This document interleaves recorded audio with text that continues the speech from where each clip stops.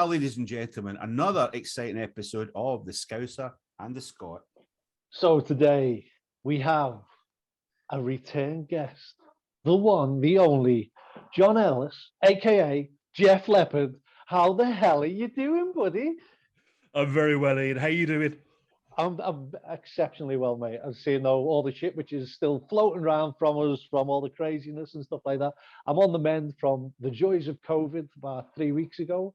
However, I'm still here, and that's a bonus, and that's a lot can be said. So, other people have had it a lot worse than me, but yeah, I'm okay, mate. Thank you very much. I'm glad you're recovering. It's kind of been easy. It's been an absolute fucking nightmare. The coughing is the only thing that is seriously doing my head in. But yeah, we're all good though, mate. We're all good. So obviously we've had you on before. Obviously it was an absolute pleasure.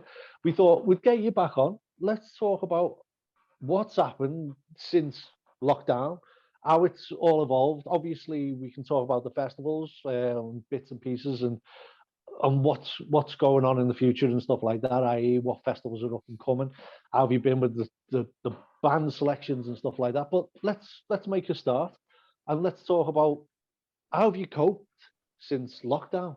What's gone on, what's happened, and obviously coming out of lockdown and having the first festival, what was that like?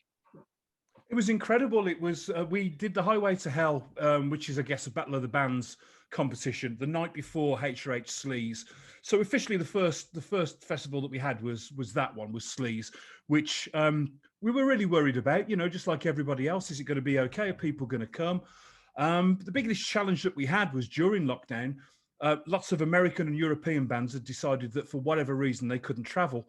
So that would be, in some cases, a worry about the virus or what the future might be. And in other cases, it was, Brexit had happened as well, if you recall, last year. And there were differences on travel with visas and whether it was going to be easy to get across. So there were all sorts of challenges for bands, which obviously then presents a challenge for us, because if a band can't play for whatever reason, then we have to look at, a replacement and try and make sure that that particular band plays again. So there are a few bands that played this year that weren't on the original lineups for some of the festivals. And there are bands that haven't appeared that are now starting to appear on future ones. So, for example, Skid Row were due to play a festival. They're now playing Hard Rock Hell 15 instead of 14. We've got them for the anniversary show. It's just one of those things. It's very easy for me to say, but it's not something that we've been particularly upset about with other bands. There's an absolute understanding that things are difficult right now for whatever reason. And if a band decides that they can't come over at this particular point in time, we have to respect that. I think everybody should respect that. There are a million reasons why a band might want to not come over. And that could be a personal reason related to family or bringing COVID back. Or in some cases, we've had, more recently, we've had bands that would come over, but if they go home, then when they go home, they've got to quarantine for 10 days. They've got families and jobs and that kind of thing. And that makes it difficult. So you have to respect those decisions, and do what we can to make the lineups as fun and as brilliant as they were before. And we've had loads of great bands step in. And yes, it's not easy, but this is where we are right now, and I'm sure I'm not alone with as well as other people booking for other festivals. I'm sure they're finding themselves, in similar positions. I'm sure bands are finding themselves in positions right now where they're cancelling tours to go abroad, to go to Europe for whatever reason, for the same reasons. I understand. I think this. If there was a silver lining to it, though, John, one of the things was it did open up opportunities for UK-based bands that they may not have got. So, and there's some of the bands that came back into the reckoning, and I was like, I didn't even know they were still around, but when they came back, they were like brilliant, So there was, so that is a silver lining. They're taking advantage of it, really. Yeah, no, I agree. And I mean, I do try my very best to book British bands where we can as well. We don't just go predominantly for European and American bands or from bands from overseas in general. But yeah, you're quite right. And as an example, we had Memoriam play for us at Vikings on Sunday just gone, and they absolutely smashed it. They were just superb. It was great to see bands like that come forward and say we're available. When we asked them and say yeah, we'd be up for it. And certainly in some cases, being booked within a couple of days. Because they really want to play. They don't want the festivals to go down. And they want to show it. It's a show of strength, isn't it, for everybody? We're here, and we're gonna, we're not going to be put down by this. Let's have it, and they did. Yeah. So what about because obviously a lot of people that were coming to your festivals this year must have bought the tickets possibly in 2019 or beginning of 2020. So out of the ones that bought them, did you have many that wanted their money back because they didn't want to come with the COVID? Were your crowd audience numbers the same? Did they drop a little? I think you could tell at Sleaze that there weren't as many people that there may have been. And again, we understand why audiences were reluctant to come, especially as lockdown had not long finished. I know there was the Download pilot and a couple of other festivals that happened throughout August, and people's confidence was just starting to build. But anybody that didn't want to come to a festival was able to roll over a ticket to a future one. And that's still the case now. You know, we still have some people that want to see the bands that they booked to see, you know, a year or even 2 years ago in some cases, and they've been rolled over whenever possible. We've tried our best to accommodate people the best we can. So you would say generally across all your festivals that numbers have been slightly down? Well, I would say that we started with numbers that were slightly down in Sleaze, which we were expecting. But by the time we'd got to prog, and then we got to goth, and then punk, which was at the beginning of October in Sheffield, it was far less noticeable. People seemed a little more confident. And I guess in the background of that, people had had holidays, or people had gone to other festivals, or they'd been to a gig at the Academy or a local gig, or whatever, you know, whatever was going on. So people were starting to return to it. I mean, the apprehension was there. There were still people wearing masks in the audience and walking around with that. And again, we respect that. You know, it's great that people turned up. They've got to be safe. You know, they've got to feel that they're safe and secure, you know, when they're with us for the 2 weeks. So I do get that. But I would say that for the first one, for Sleaze, I would say it was more noticeable than other festivals. But we still had a decent sized crowd. You know, the place was still full. Everybody seemed to have a great time. You know, the reviews were great for it as well. The band seemed happy. It was that apprehension before it actually happened of what this might feel like. And we felt that as well. It was our first, you know, big event since all this had gone down. First event in, you know, 18 months since Metal 3 in February 2019 in Birmingham. So, how did it feel? Just talk us through the couple of days before it started, Sleaze. What was it like for you and your team? You know, can you just explain that? Well, I think the difficulties that we had in the initial stages were that some bands weren't able to play like 2 or 3 days before because, I don't know, a bass player caught COVID, for example, or some people weren't sure if they could make it, or there was difficulty getting somebody across from Wales because there might have been a restriction difference there, those kind of things. So we had some headaches and some teething problems, you know, getting back into it and having to find other bands. But we were finding that when we were approaching a lot more bands, they were stepping up. You know, there was like, yeah, we could do this. So you get that balance of, well, there's difficulty trying to find bands, and suddenly we've got slots that are filled, you know, with very little time with very little time to fill them. But, you know, we managed to get it through. We managed to get the weekend going. It went really, really well. And then you got the anticipation of, you know, we don't really know how many people are coming, and you know, people were returning their QR codes, you know, to say, and we started getting a sense that, you know, the audience was returning. And then it's on the day when the doors open, how many people are going to come through? Do people decide on the morning, you know, I'm not going to get the train this morning, I'm not sure about this. So there is uncertainty, but, you know, we had a good size audience there. The bands were great, and, you know, once that first weekend was over, then it was less of a worry. And don't get me wrong, for every event that we've had, we've lost bands literally just before they're about to happen, on the Wednesday before the Friday.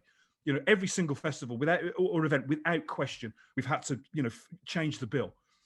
And the worry there is that the audiences, you know, might not be so happy, as you've alluded to already. Will they want to roll over or whatever else? So there is a bit of a worry with that.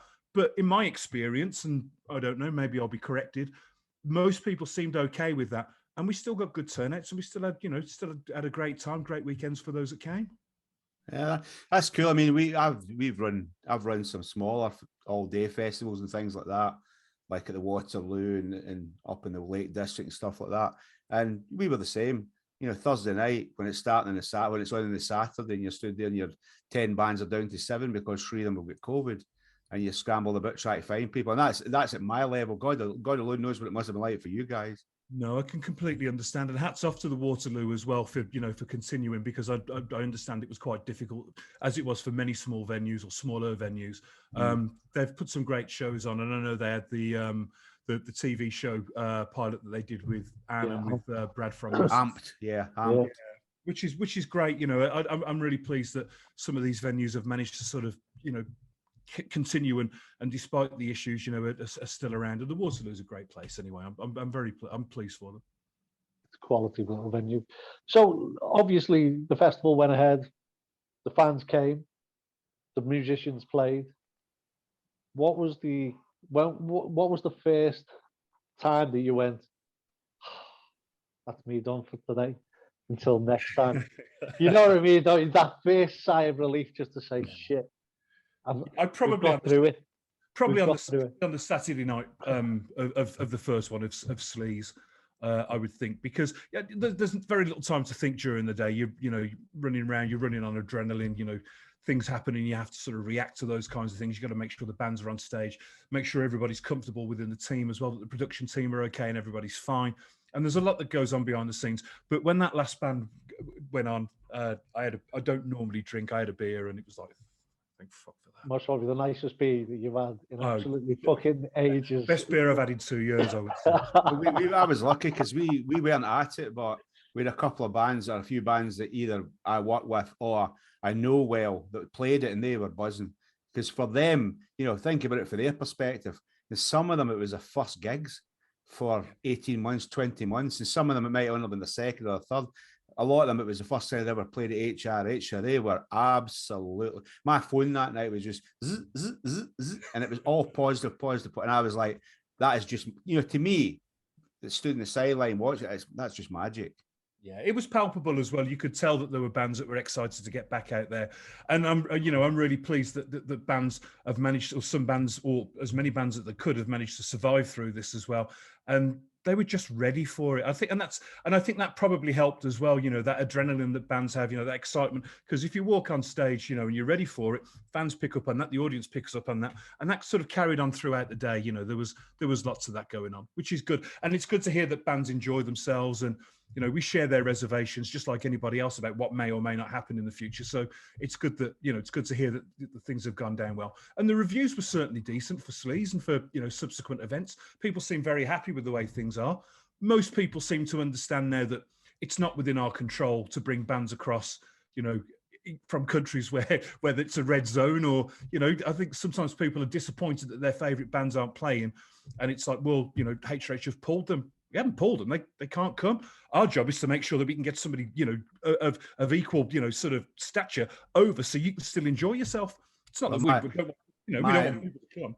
My stock answer to that, John, would be, so your favourite band can't come, it's time to come along and find your new favourite band. I wouldn't argue with that. I wouldn't argue with that in the slightest. And there are festivals that are dedicated to that, and they do a cracking job of bringing new bands in. And we see them turn up on the bill for Hard Rock Hell a couple of years afterwards as well. I think it's fantastic. And you're absolutely right.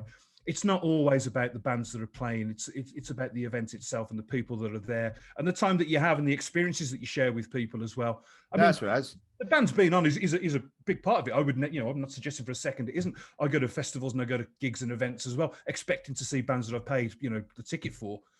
But I do think there has to be an element of understanding that if a band doesn't make it, they've got a really good reason for it. Somebody's got COVID, they can't travel, can't get back into the country, whatever it is. And we absolutely respect that. And I would hope that, most audience members or all, see that as well. But you can't please everybody. And we do try. We've been trying very, very hard, especially this last 3 months. I would tell you what, I'd be totally shocked. And my learned friend can talk about this afterwards, but I'd be totally shocked if there were any bands, bearing in mind that most bands just exist because they want to play live, that would say no to a gig or turn down a gig unless there was a bloody good reason for it.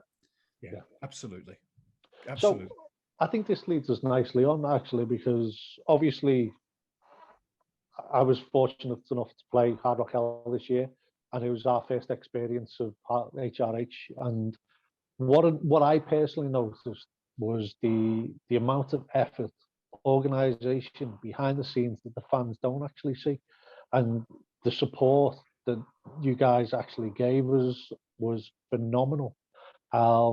If anyone wants to know what a festival is like behind the scenes, come and speak to me, because realistically the guys mothered us to death with all excellent advice, helping us through it. We give them all the information, we filled them all out, and I'll tell you what a day, what an experience for my guys.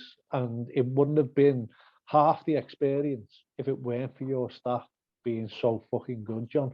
And I know I've sent you the personal email just to say thank you, because it was just it was a great experience. And like I say, you should be proud of your team, mate.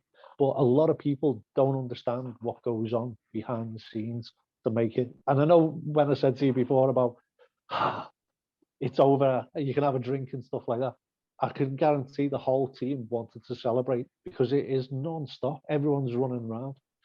How do you actually organize these guys? And is there normally, like, you know, a sort of recognition at the end for them? Yeah, I mean, thank you. That's very kind of you to say as well, and it's good to hear that you had a good experience. I know, you, as you said, I know you did, because we've spoken about it already. But it's always good to hear bands come back and happy with what they've done. The team that we've got, by and large, have been doing this for a long time now, and gel really, really well. Everybody knows what their role is. Everybody knows what they're supposed to be doing, and we help each other out. You know, we're there for each other. And there is a point in the evening. I'm normally still busy, but where the sales girls have finished and the last band has signed in for the day, so artist liaison quietens down, and all the press are in. You know, where they get a chance to, you know, to catch up and this has been a great day and have a drink together, and you know, and just kind of celebrate the way that the weekend's gone. The team gels is gelling well at the moment, and that's great, and that's the way it should be. We do this because we love it, you know. But there are other reasons, you know. We obviously get, you know, paid for it, but we do. You know, everybody who doesn't want to work in the music industry right now, who doesn't want to be a promoter for, you know, for events and festivals, or meet brand new bands, or discover somebody brand new, or get to meet audience members who, you know, are really happy with what's going on at the weekend and want to stand and have a drink with you, or catch up, or talk about what they've seen or what they want to see in the future, or whatever else. It's a buzz. It's fantastic. I mean, who wouldn't want to do that? I'll tell you right now, you're right. I was pulling together today my playlist for my radio show on Friday night, and I was listening to all these bands that were coming from all over Ukraine, bloody Russia, LA, you know, you name it, France. And I was listening to them. I was going, do you know what? This music is absolutely magic. It's brilliant. It's really, really cool for all over the world. And of course, UK. I always get plenty of UK, but I was just like, it's an unbelievable time right now for music. It's just the problem is that we need more people to see it, hear it, and experience what our music and us as collectively, and the rock, metal sort of audience just needs to get bigger and bigger. But the music is second to none in my whole life. It's better now than I think than ever. Yeah, I mean, the radio station, Hard Rock L Radio, has grown in numbers significantly during lockdown. We may have talked about this already when we spoke at the beginning of the year, but and that was largely down to the fact that you know, people were at home listening to music again. So, you know, people have discovered new bands. And we're trying our best as well to try and bring some of these bands in now and try and get them on the festival bill as well, because there is a wealth of new talent and new artists and people that are bringing out new music. And it's not that easy anymore not that it was that easy, but to build a big lineup that works, because there's so much new stuff out there. And you're right, I don't know whether people had the opportunity to record or demo or do whatever they needed to do during lockdown in isolation and gel together and, you know, use drop boxes or God knows what, or whether they've been rehearsing the hell out of everything since June. But yeah, there is some cracking stuff out there right now. It's been a really strong year for music. Absolutely. And we've had some great finds, you know, especially on the festivals as well, on the events. There have been some absolute brilliant new artists that are out there that are well worth checking out. Loads. Oh, 100%. Definitely agree with that. So obviously let's talk about what's happening in the next couple of months. What's in store for the next couple of months, John? What can we expect and what can we see? Well, we've just started working on a couple of other bills. You can expect a Hammerfest announcement in the morning for Hammerfest 14, which we've taken back to Great Yarmouth. So it'll be a residential festival. So you can expect to hear something about that. We've just launched Vikings 4 for next year, which is a great bill, and people seem very happy with that, which is great. I'm about to start working on a new wave of classic rock second festival. We've got that in January over in Leicester, and I'm about to start working on the second level of that, or the second wave of that, which should be cool. And there's something happening in Birmingham at some point, which I can't really talk about right now, but I think if people can join the dots, they'll know what it is.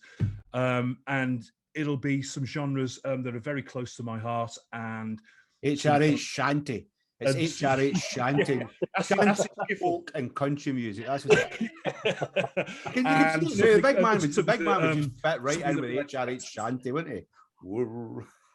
That beard, fisherman's friend, right enough. Some decent shanty bands in Liverpool. Shaka's still going, aren't they? Yeah, man. Yeah, so you'll be, if you know what I'm into and you know where I'm from in the country, you'll know that in February 23 something awesome is happening there, and we'll probably be announcing that in the new year. So I'm just working on that, and then we start working on things like the new Blues Festival. We'll have Spring Break in March, and I think we're going to go ahead and do a second Spring Break, which would be like a sister event to Hard Rock Hell. So like the main event, this would be a similar sort of thing, but happens at the beginning of the year. So we've got one every 6 months. So there's a lot to book for. I'm already taking bookings for bands that couldn't do some of the festivals that were just announced, but would love to do the next version of it, or a particular stage. If they're a metal band, there'll be metal stages on some of these events. So we're already booking bands for 23. It's been really busy. That's positive. That's so. Obviously, one of the things that I want to mention as well, which was kind of a shock to me, in a weird way, it was probably one of the best feelings that I've ever had in my life. Like, was the crowd. What a crowd is! It was one of the best crowds that I've ever worked with. And what I mean by that, and it's a strange one, this is one for all the guys who've never been to Hard Rock Hell. It was so warming to see people who've never heard of, we'll use King Voodoo because we were on the second stage, never heard of King Voodoo. And they were walking in from room 1 to room 2, and we had the full crowd. And I was thinking, okay, this is interesting.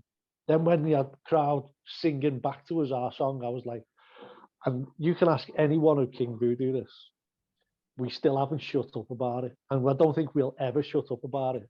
This was a fucking crowd who have never seen us, but were actually so key. And I thought, this isn't right. This is normal. This. So we watched a whole load of other bands, and they were doing the same. And I was thinking, this is what a music crowd should be like. And I just, it's a great experience just to go and experience the crowd. And it sounds daft, but when I was watching the crowd, and I'd love to know, I'm presuming this is the same for every HRH event. Yeah, absolutely. It is one of the nicest supportive crowds that you can ever go to. And I've said this before, like, with the likes of your Wildfire Festival, your Gravity Festivals, and your Rock and the Bowl and stuff like that. There is such a family event in the rock community that is so warm and so welcoming, and I think you've accomplished a lot. Definitely, John, because it is just the nicest atmosphere you can ever imagine. No, thank you. And again, I think family is a word that many events or festivals would say that they've got, because they'll have a sort of hardcore audience that will go to anything that they put on, because it's about the experience, not just about the bands. It's about everything in the whole thing. But I mean, a good way to put that into perspective is that we had the HRH Goth Festival for the first time. We did it over in two places. We did it in London and up in Leeds. And a lot of the people that bought tickets for that event had never been to a HRH before. It was their first experience of that. And there were people in the audience in London that hadn't got tickets for Punk, that turned up at Punk a couple of weeks later in Sheffield. So they had that experience of being part of the crowd and part of the, that sort of family atmosphere, and had decided to come and see, another event and come up. And then we saw more people from, that had come from Goth as well. And Punk is only in its second year. We've just announced the lineup for 3 for next year. But from both festivals and from both events that were actually at Hard Rock Hell 14 as well. So people are enjoying the experience of being at these things and then coming to future events. And you do see people, if we do 17 a year, you will see people at 5 or 6 of them over the course of the year, because they enjoy that experience. And the great thing about, and we're no different to any other event, but the great thing about having a second stage is that you can have a wander in and see and have a look. And if it catches you, then you'll stay. If not, you'll go back and see us on room 1, or maybe you'll go and, have a look around the stalls or the markets or whatever we've got going on in there as well. But there's always something, and room 2 is always brilliant. Room 2 is always a place where you will discover brand new bands and brand new talent, and I think people know that when they walk into that room. Yeah. I don't know what you're walking into, but like you say, you discover your new favorite band maybe.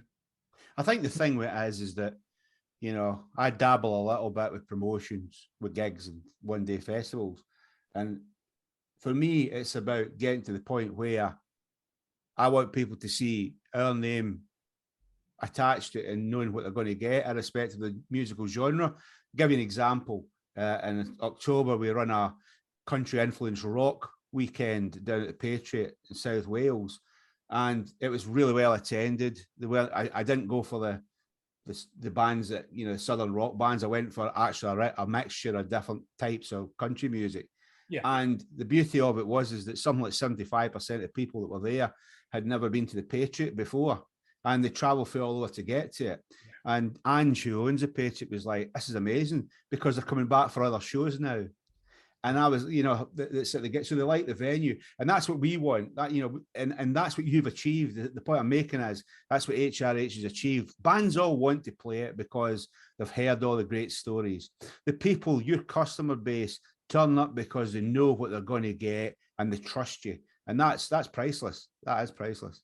Absolutely, and that's a great experience to have, isn't it? If you've got an event at a particular venue and you do it over the years, and people return because they're coming to the event, not necessarily for who you've got, but because they've had a great experience, in the place where it's held and with the people that are there. And I went to Monsters of Rock for the first time in 1987. And you got that rock community there then, that sense of thing. And that's never gone away. And I don't think it will. And I'm sure it's not just rock audiences. I'm sure lots of different kind of genres of audience have got that sense of community and that camaraderie and that sort of togetherness. I'm sure it's not just exclusively for rock, but it's much more visible, in my opinion, for rock and metal, and always has been. That sense of we're a group or a gang or a clan. We belong together. I think that's always been there, I've got a valid question, I think. What are you doing for the future generation of audience? And I mean that in the sense, there's a lot of people, and John will know this, a lot of pubs and clubs and stuff like that don't let the younger generation in. They don't let them. Anyone below 18 is just a no-go. And it's dead hard for young people to come in and get involved with the music scene. And my personal question to you, John, is what are you doing to actually bring in the young audience and the young bands? Well, it's difficult from some points of view because some of the events take place in a place where you have to be 18 or over to just to get in. It's something that we don't have so much control over, which makes it difficult. But we do see younger people there at the events, especially the goth one for sure. But we're booking bands that are brand new and young themselves, like Yikes. We booked from Birmingham for Hard Rock Hell that come with their own audience as well. We're not just booking old and established bands. We are looking at brand new bands and young bands as well. There's a great two-piece punk band from London called the Meths, and they're absolutely super. They're superb. But they're of a younger generation themselves, but they're doing punk and they're doing it with the same attitude of 76. They've got that little bit. They're acerbic, but at the same time, they're intelligent. They're really great. And we are looking. Just because you're an older established band, it doesn't mean that you immediately get the booking. What we want are bands that fit the bill, that balance the bill. But we want the generations that come up over the years, to play. Maybe they'll play stage 2 1 year, in a couple of years' time they'll be on the main stage or whatever's going on. That's sort of working your way up. But if there's a young band out there that's making a great noise and they're going to bring a crowd, and they've got something to say and the music's good, then great, we'll book them. It's we're not an exclusive club. You've already proven that, mate, because you've booked one of my young bands from the Highlands of Scotland for Sleaze, Bad Actress. And you've booked them, and they are absolutely tearing it up. And they did Winterstorm a couple of weeks ago at the opening act, and people at my phone were just going all the time with people messaging me to say how good they were. So I can actually say you do it because that is the case. I think the other thing though is that it's about I'm working on a project just now called NGR, which is Next Gen Rock, where we are working in places where you can be 14 and upwards. And the idea is that we are trying to attract younger people that just don't even know what rock is or metal is to come in, and working with universities and colleges and all that to go into them. So, you know, it's something that I think that our market, when I look at Spotify figures and all that, our market is minuscule compared to the rest. You know, it really, really is. And our only way into it is getting to these kids to make the numbers bigger. So, you know, like that's what we're targeting. It's not easy for big established festivals like yourself. So I think really all you can do to encourage it is the young bands, and the young bands will attract a younger audience. And I think that is definitely the way to go for you. We can take a bit more of a chance because we don't have a customer base like you have. Well, I think there's a couple of points there. The first is the radio station's very good at capturing brand new and emerging artists of whatever age, and they do tend to be younger generation bands. So we're already listening to these bands when the submissions come in and when we play them on the stations. And we've got 56, I think, DJs at the moment of multi-genres. So they're getting picked up by those DJs over the course of a week. So they get the opportunity there. But just anecdotally, I mean, I know there are artists right now that you may not see on a future bill, like Youngblood, the chap from Sheffield. Yeah. But you know, he's a massive rock fan, and he's playing rock music for his generation, and they're picking up on bands. Some of them, you know, are picking up on older established acts and getting into AC/DC and Guns N' Roses. But there are smaller, younger bands out there right now, and they'll fly the flag. It'll all come through. It won't go away. It won't go away. I play a lot of what I call the edgier stuff, you know, stuff that's on the edge of rock. There's guitars. I played one last week by a young girl. She's 18 from Norwich. It's called Loziak. Yeah, it's called Word Vomit. And honest to God, it's brilliant. And there's a young lass here in Liverpool, Bronny, and it's got a guitar. It's got the kind of rocky beat to it and all that. It's not out and out, but I think that stuff is, you know, that sort of hybrid stuff is just so good. There's some cracking stuff out there. I mean, Verity White is doing some really interesting stuff right now. She is.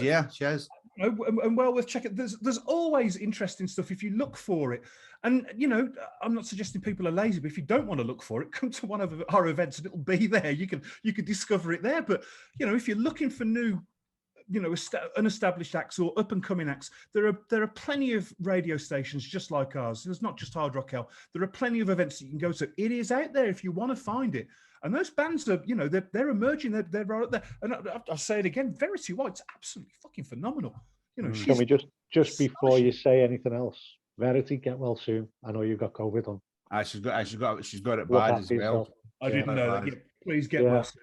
Yeah, I was lucky enough to meet her. She came to our awards, HH Awards in November, and I've seen her play before, but the energy there is just incredible. Just incredible. Absolutely ace, isn't she? Absolutely amazing. Like, so totally agree with you on that one.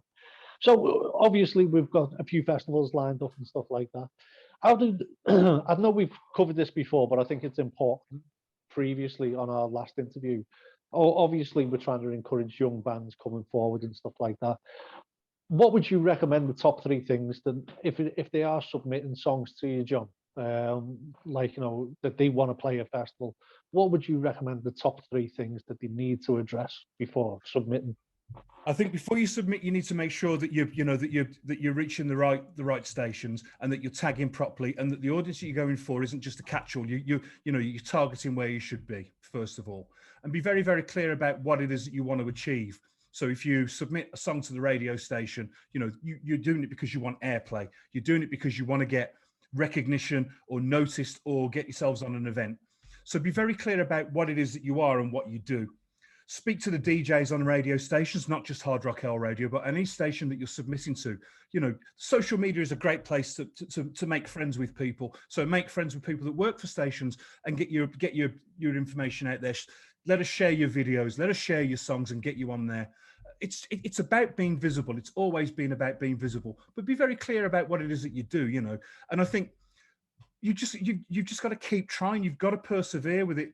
The internet has made everything so saturated or so diluted that sometimes it's not that easy, you know, to get yourself somewhere. But you've got to work at it. You just got to keep pushing at it. And like I say, if people submit music to me, you know, it goes to the radio station. If people contact me and say, we're looking for, we're looking for an event. I'll check them out. There are plenty of people out there right now that want to hear what it is that they're doing or what you're doing. We want to know, where the future generations are going to come from, where the next big band is going to be, where the next Massive Wagons is. Everybody's always interested in that stuff because, I'm no different to anybody else. I want to say I was there first. We broke them. And look how big they are now. Not Massive Wagons. I know they were on our label, but as an example, that's the thing.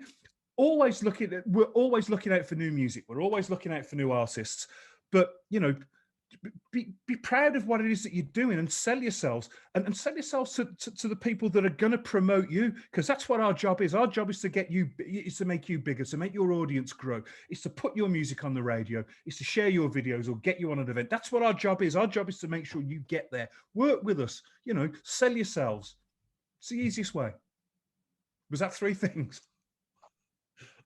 You know what? You know what? We'll say that's 3. That's a good starter, isn't it? Like, well, it covers it. That's for sure. Yeah, definitely. It's a good sign. Like, you know what I mean? But it's a valid. I think it's a valid point because a lot of bands struggle with the selling point. A lot of bands struggle with social media, and I think it's a valid point. I think a lot of people. It's a pitfall. You could put something on, so as we all know, and we've seen in the press, you can put something on, and all of a sudden you've lost your fan base straight away. And it is a minefield, especially this day and age, and we've just got to be extremely careful what you put. But like you say, you've got to sell yourself to the audience. You've got to sell yourself to the crowd. You've got to try and get people in. And one of the things that I have noticed is if you go on the fan pages and stuff like that, talk to them. You'll get a lot of good feedback of people, and people talk to you, and I think it's great. We've got, like I say, 56 odd DJs, and they all love what they do, and they want to sell your music. They want to sell you to a bigger audience. They want people to hear you. That's why they play you. They play you because they want you out there. They think that this band, this music is great, and you should hear this. Yeah, and I concur with that because that's the only reason I do it. Not because I ever wanted to be a DJ, but there's nothing more exciting than sharing a brand new band that you don't think any of your listeners has heard before, or new music from a band that they have.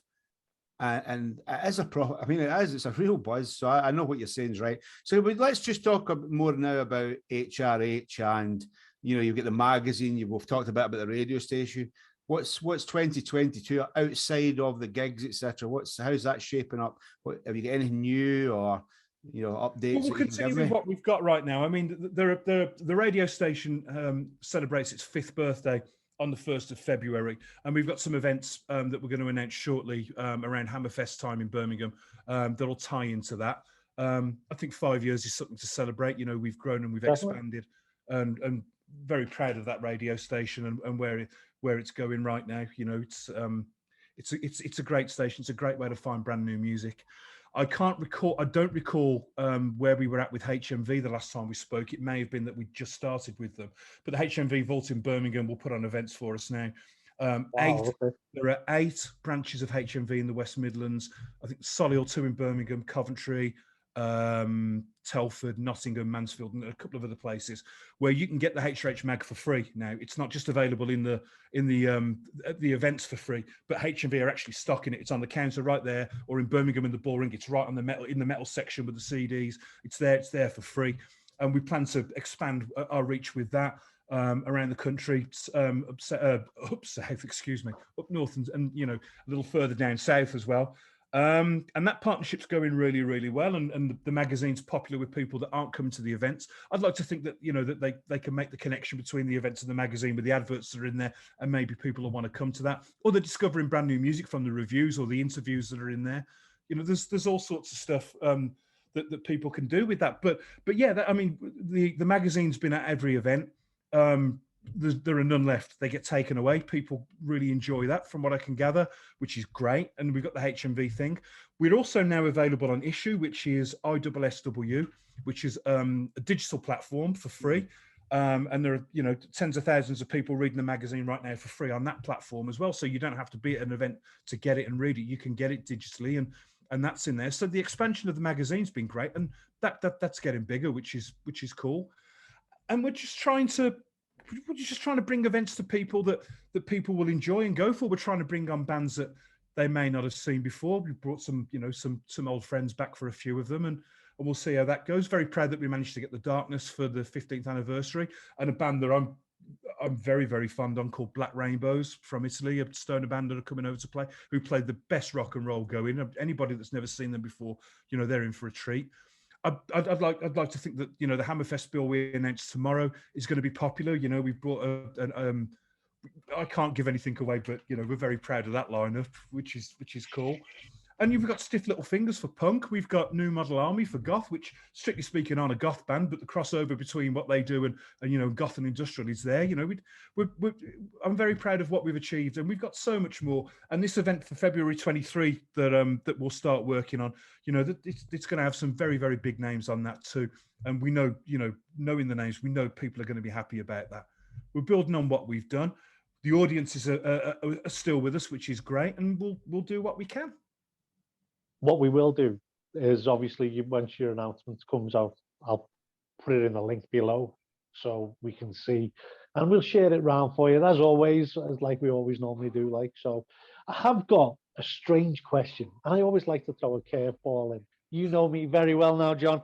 I've never come out, and this will most probably make my Scottish partner laugh his head off as well. Obviously, the way the world is today, and all the challenges which are thrown upon you, how have you coped with the green agenda, and what are you going to actually do for your festivals? Well, paint everything green. You'll notice that our festivals that all merch doesn't go out in a plastic bag. We've always been conscious of stuff like that. Do you know what? It's a question I would find very, very difficult to answer on the spot right now. I wouldn't expect you to, mate. It was just one of those which, do you know what? I thought it'd be quite interesting to get a viewpoint. Is there much that you can actually do for it? Well, we're an indoor event at the best of times. We would encourage people to buy drinking horns so they're not using plastic cups. We do those at the festivals. I'm sure there are many things that we could do better, just like everybody else. And you're quite right to raise it. Really, I think you're quite right. The situation that we find ourselves in the world right now, it's something that needs to be a consideration. I don't know, a tour bus is electric now. I'm sure that would help. There's 6 miles to a full tank, I should imagine. I wish I had a smarter answer for that question, but I think it's valid, and it'd be interesting to see how things go over the course of the next few years. I know what he's going to do. HRH Vikings. They're going to be paper horns instead, or real horns instead of plastic horns. That's what he's doing. Bollocks them, man. I've got a better idea.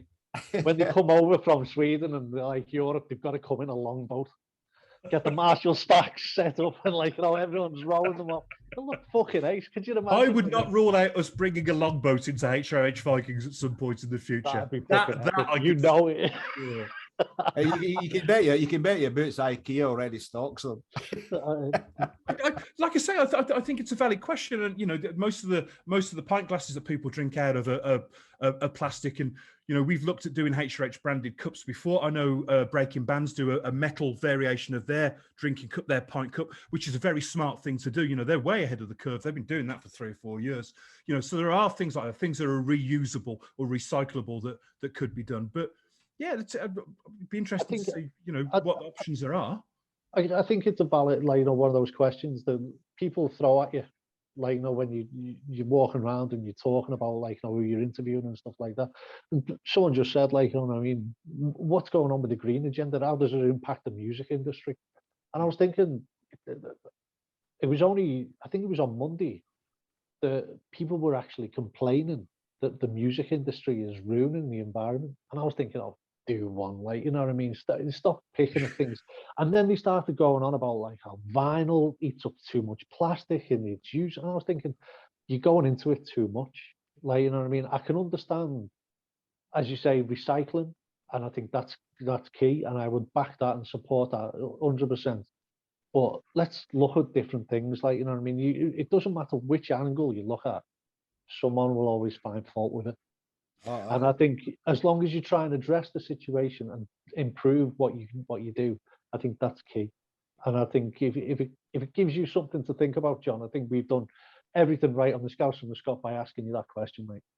No, I don't mind being asked that question at all. I think it's interesting and it's valid. It would be interesting to see where that goes. I mean, just off the top of my head, people are complaining if there's too much vinyl on the planet. I would say there isn't. There's a shortage of it as a collector. But, well, you and me both. Yeah, it's not the dominant physical product anymore, is it? Like it was in the 70s and the 80s. Everything's digital and streamed. There are still the faithful few that buy everything on vinyl, and I would imagine that when the day comes that I'm not here anymore, that my vinyl collection won't be put in the bin. It will go to somebody else that loves vinyl. Or it goes to a shop so it can be sold on. I can't imagine there's that much vinyl now that it's going to create some sort of environmental issue. I mean, there's a shortage of it because we can't get it right now produced in time for releases. There's a 7-month lead time. There's not enough in that respect. I'll have to share you the link, which I got sent because I was laughing my head off thinking this is just. It's an interesting point. I don't know. Do venues have to go to to wind powered energy rather than electricity? I don't know. It's a load of bollocks. That's what it is. If it sent the link to me, I'd have fucking deleted it without even reading it. It was interesting. All this proves is that my learning friend there, when he has too much time in his hands, is a fucking nuisance. That's what that proves. It was either that or read up on other things, which I can't really discuss on here because legal cases over in the States. So it wasn't a bit Boris, was it? Wasn't it a bit Boris's party? It was some newspaper woman who was. Yeah, we'll just leave it as that. I believe it. Massages? What was that? No, I don't give massages, mate. But I believe she did. So that's another story. Yeah, rumor. Right? Okay. Rumor. Yeah. So obviously, it's always a pleasure having you on, John. And we would love to have you on again, most probably later on in the year, and discuss like the green agenda and other bits and pieces, like But seriously, hey, I got time to research it now, haven't I? So exactly, there's a challenge, and like I say, but what I would like to ask as a last question, I know you had challenges at Viking Fest, the Viking Festival last weekend. It was last with week, with a number of the bands pulling out and stuff like that, and I think. Obviously, with the challenges that you face and stuff like that, and you've done a cracking job getting the bands in, what have you actually learned from that? Are you looking at maybe having a standby list, which could benefit you from, like, as I say? Yeah, as a matter of fact, you're not far off the mark there. I mean, first of all, it's worth repeating. I understand the reasons why bands can't come across. Our responsibility is to try and make sure that we put an event on with us, that's as true to the festival that's having the bands leave as possible. And Vikings was a particular challenge for that. And as I said before, credit to the bands that stepped up when they were asked for helping us out, because it was a phenomenal weekend. The atmosphere was electric the whole weekend. It was superb. And because it's a niche festival, it's a little more difficult to try and find a pagan or a folk metal band in the UK when they traditionally come from. Ireland, not so much, and actually Scotland as well. It's not so bad. But from the rest of the world, that lead in that stuff, that brought its own challenges. But we certainly had bands on standby for Sleaze, because it started to happen, and we learned from that, and we'd spoken to other bands that were playing future events, and we did have people there. It wasn't always successful. There were some events where we were right down to the wire trying to get people in. But as I said before, it's our responsibility to make sure that we can put on an event that's as true to the event that we can possibly do. And the audience comes first in that regard. We want to make sure that they're going to have the best weekend, and and for the bands as well, we've got to make sure that we're having the best bands, that can play for us. We're not going to do them a disservice by putting them on a festival where the fans aren't going to like them. Sleaze and punk, you could probably get away with doing that, but we're not going to put a prog band on at punk, because it's just not going to work. So we have to make sure that we're not doing the bands a disservice there as well. And I'm not saying it's easy, because there are other challenges, as we've already alluded to. Some bands just don't want to play because of, the current world situation. Some people can't play because they've got relatives that are vulnerable and they can't risk bringing something back from an event. There are those challenges that are there, but it's not stopped me, and it's not stopped us from trying. It's not stopped us from making, 15 phone calls in 2 hours just to find one band that might be able to fit and explain what the situation is. And most people understand that's the challenge that we've got. And bands are great. Bands are really cool at saying, well, you know what? I don't think this is for us, or I don't think we can do this for this reason. Or at the other side of the coin by going, yeah, fuck it, we're up for that. Yeah, we'll do it. We'll do it. But the challenge that's the challenge that we've got, and I think that's a challenge we'll have for a year or two to come. And we will make sure we've got people on standby. We will make sure they're appropriate bands, and we'll make sure that those bands are treated properly as well, and they're put on events or asked to play on events that are appropriate for them. It's difficult. I think, as I said before, we can't please everybody. There's the idea that not just HRH, that other events are pulling bands. We're not pulling bands. There's a reason why they're not playing. But what we're saying is we're not going to let that stop us from putting the events on, because fuck it. You deserve a big weekend just like we do and just like the bands do. And we'll do everything we can do to make sure we've got the right people playing and that you've got an event to come to, as Vikings proved at the weekend. It's not easy. And the bills won't be perfect, but we're not alone with that. There will be other events that will agree with me as well, that they've brought the best possible bands that they can, because this is what we've got right now. This is what we have to work with. This worldwide situation, the economic situation, the Brexit situation. It's not just COVID. There's many more reasons now why there's difficulties. And I think, as I say, we can most probably discuss a lot of those reasons for hours upon end. And I'd like to say, maybe next time we'll get you on. We'll go through some of the other challenges that you have got, i.e. with visas and stuff like that. Come on, anytime you ask, you're welcome. I mean, thank you again for asking me to come on today. I really appreciate it. It's nice that you want to hear my crap. Oh, mate, we will talk to you all day. That's not even a problem. So thank you again from the bottom of my heart, as I say, from an artist point of view and from, as I say, coming on the show. What I will do is I will put all the links down below. So guys, if you want to check out all the stuff about Hard Rock Hell, it'll all be down below. We'll also put the link in for John's radio station, Atom Heart Mutter. So click on the link, tune in, listen to him. He plays some really fucking cool music as well, you know what I mean? So enjoy it, make the most of it, and stay heavy, guys. Over to you, John. Well, there you go, ladies and gentlemen. I'm sure you've got as much out of that as we did. Really enjoyed speaking to John. So until next time, you know what to do. Hit that cowbell and subscribe.